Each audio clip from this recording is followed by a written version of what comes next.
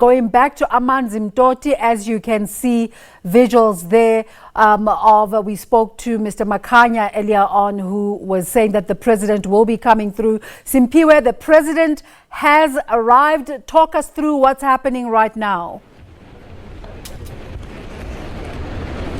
Good morning to you, Desiree, once again. Certainly, as you can see in your visuals there, the president is leading a government delegation which is visiting the affected families or areas in the province of KwaZulu-Natal, following, of course, those heavy rains, which we now understand claimed at least 51 lives so far.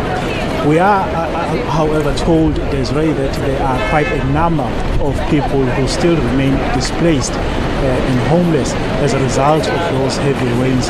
The Minister of Culture, Dr. Zulu Mkhize, speaking to us just a while ago, did say that they are coordinating a response to this very unfortunate incident, which has claimed 51 lives, saying that the president will then give a way forward as to what happens after, because we understand that many of these people don't have houses, many of them don't even have food to eat as we speak to you.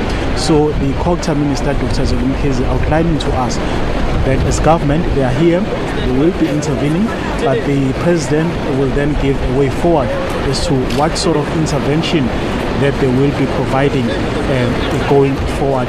The issue, Desiree, that has been spoken about is the issue of declaring the province of KwaZulu-Natal as a disaster area, with so many deaths being reported following this incident. So we are hoping to hear from the president himself if he will be recommending that this declaration be made following these heavy rains. In your visuals at the moment, Desiree, you can see the president together with the Minister of Police, Minister of Culture, and the MEC for Economic Development in KwaZulu-Natal, as well as the MEC for Culture in the province, are busy viewing the affected areas.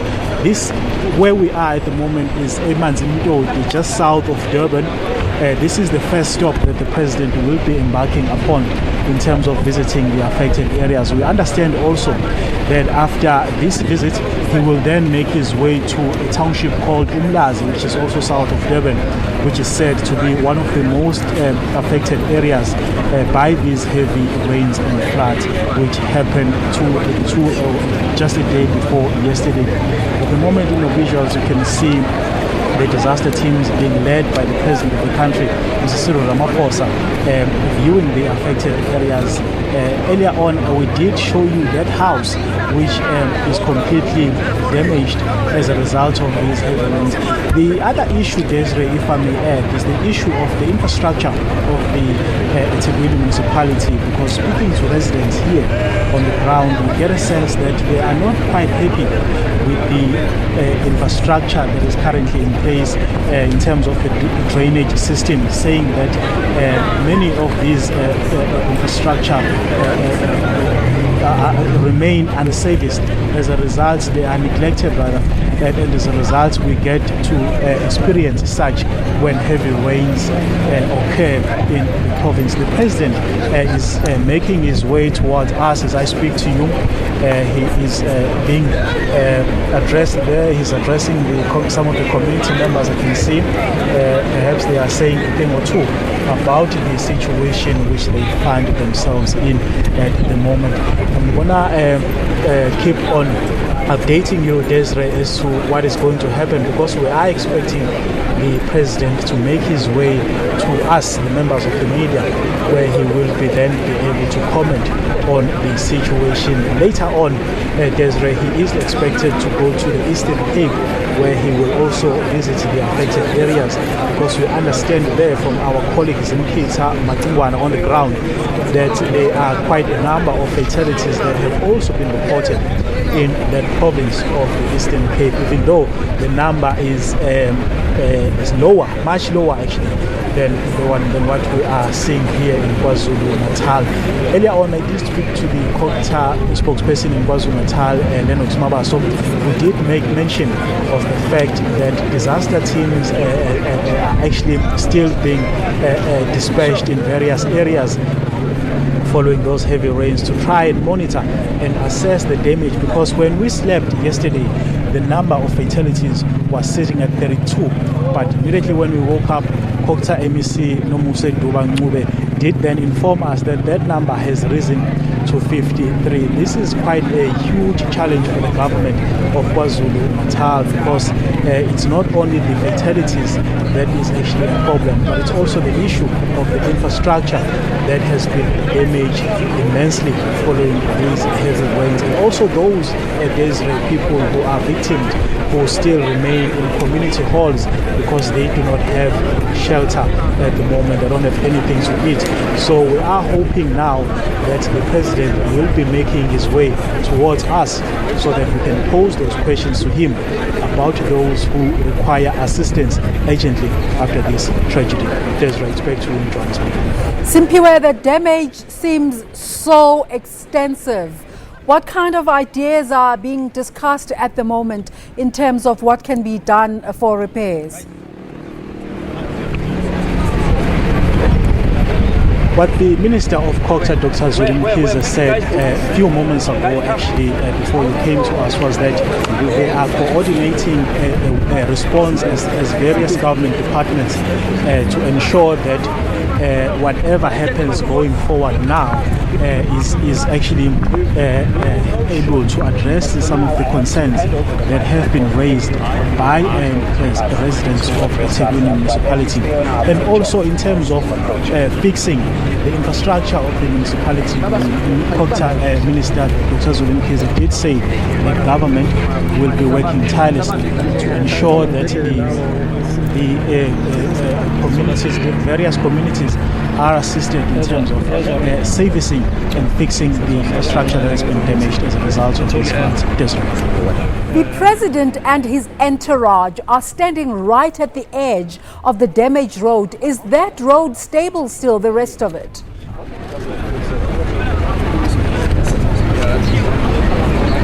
From where we are, Desiree, I can tell you that from where they are standing at the moment, the road is quite stable. But as you move forward a bit, you can see that it's actually very unstable. I'm going to now hand over to the Kokta spokesperson in KwaZulu-Natal, Mr. Ramaphosa, who will be holding our microphones as the president is making his way to us, so that he can then update us on the way forward in terms of what happens now. Let me now take the microphone and hand it over to my Simpiwe, Kokta spokesperson KwaZulu-Natal, Mr. Mabaso. Simpiwe, to yourself and Mr. Mabaso. The latest numbers we had in the morning was that there were 51 fatalities, and you mentioned just now that there were 53. Has the number changed?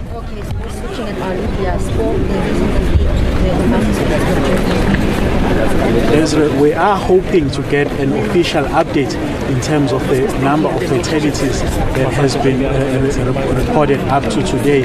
But what I can tell you is that the official statement was that 51 fatalities were reported. Let me now hand over to my colleague, Lennox Mabaso, who will then, as the president then prepares to brief the members of the media, he will then handle the microphones. Yes, I'm not sure if you can still hear me. I'm just trying to get the man to say that. Got it.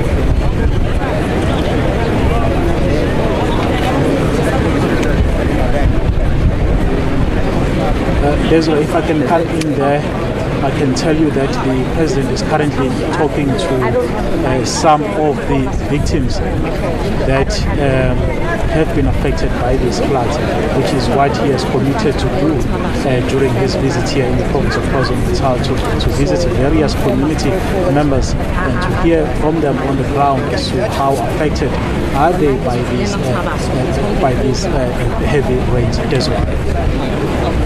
And our one. Am I in the right position? This coming. Here we go. So I'm going to move for you. Good if I come here first. Am I in the right position? Yes. It is a lot. Ray, put down your camera. Sorry,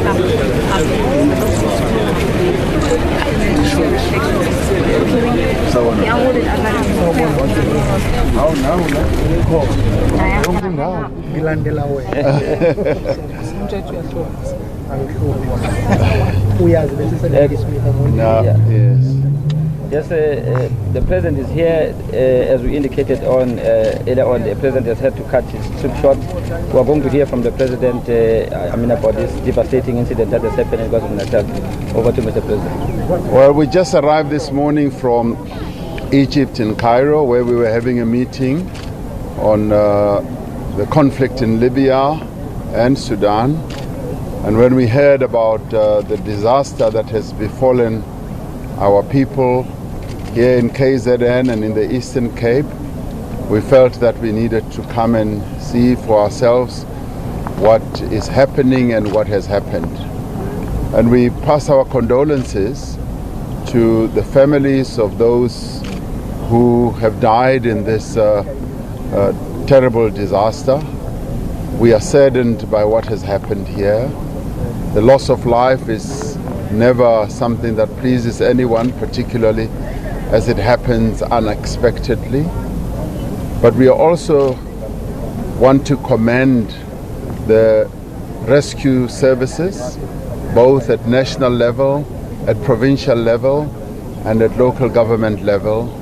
We're very pleased that our teams, our units, have come to the rescue of a number of people whose lives have been saved. I want to commend our minister, our acting premier, and our mayor here for mobilizing the various units in quite a short space of time, the fire units, as well as the army, the police. We're really pleased with the way that they have galvanized a lot of support also from the community. The community has come to the aid of many of our people, and we thank them for that. But they've also been outstanding rescue and life-saving feats by many people who jumped into the mud, who jumped into flowing water to save their children, their loved ones, and other friends and neighbors. So we commend our people for taking the actions, risky actions in the way that they did.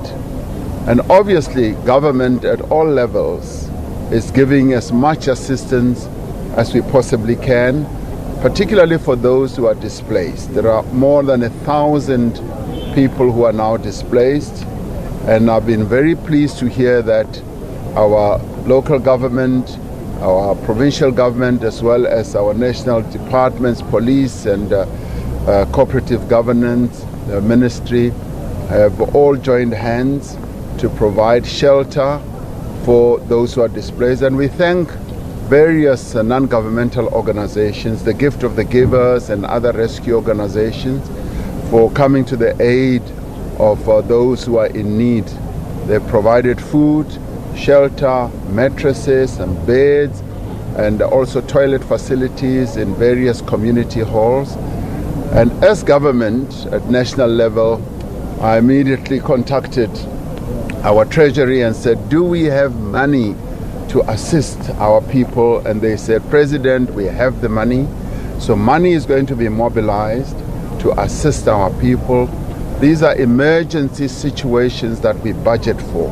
So resources will be mobilized in the biggest way so that our people who are currently in need are assisted. It will take time, but the South African government at all its levels will be there to give assistance to our people. This is what we have to do as government, and it is for that reason that I decided that I should come and have a look so that we can give some comfort to our people who are currently in a devastated situation. So our hearts go out to all those families and all our people who've been very badly affected with this. The force of nature is so huge, and this is partly what climate change is about, that it just hits when we least expect it. And I will be going to the Eastern Cape in a few days to also go and see exactly what has happened there. We're obviously concerned that Rain is raging again in the Free State as well, and there are reports coming in about risky situations there. But our government is always going to be there to protect our people and the most vulnerable. So would like to thank you as the media for the coverage, because you are giving us a lot of attention to the areas that may be in risk. But thank you very much.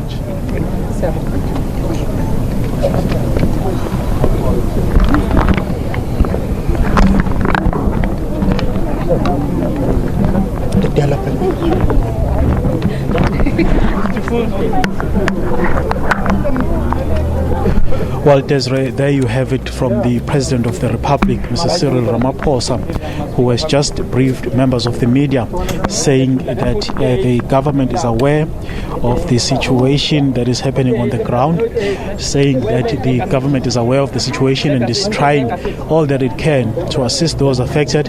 He's saying also that he has interacted with the Treasury Department to see if the Treasury Department does have funds to actually deal with the problem that has just occurred here, confirming, of course, that Treasury, the Minister of Finance, Mr. Tito Mboweni, said that he does have the funds to assist those who have been affected by this very unfortunate incident. Desiree. Simpier, quite a high-level delegation there with the president. Is this an indication of the seriousness with which government is taking these events? Certainly, Desiree, it is, because you understand again from him just now saying that over 1,000 people are displaced as a result of these floods. So the situation is actually very dire at the moment in the province of KwaZulu-Natal, following, of course, the unfortunate incidents that has just occurred here. Desiree. You are in Amanzimtoti, and you were showing us that road that has been damaged. Is that the worst case scenario, or are there areas that are worse off than this? From where we are, Desiree, I'm just going to ask my colleague Raymond Mbele to show you the house that has been damaged by the heavy rains. From where we are, it seems here that this is the worst affected area in terms of the amount of damage, because as you can see, the house is almost on the ground. The road is just non-existent. You can't walk, you can't drive on it. So here in Amanzimtoti, the situation is very bad. But Desiree, of course, this is not the only area that is affected by these heavy rains. We have areas such as Chatsworth, where we lost about 9 lives. We understand yesterday that rescue operation teams were out in their numbers trying to rescue those who were still trapped under the rubble. The area, of course, another area, Desiree, is the area of Umlazi, which has also been hardest hit by these heavy rains. Scores of people remain homeless there because there are shacks which are situated just on the south as you enter the township, have been submerged in water. Desiree. Thank you so much for that update. And what an irony that the place is called Amanzimtoti, sweet waters, and it's the very area where water was the catalyst in damaging the area.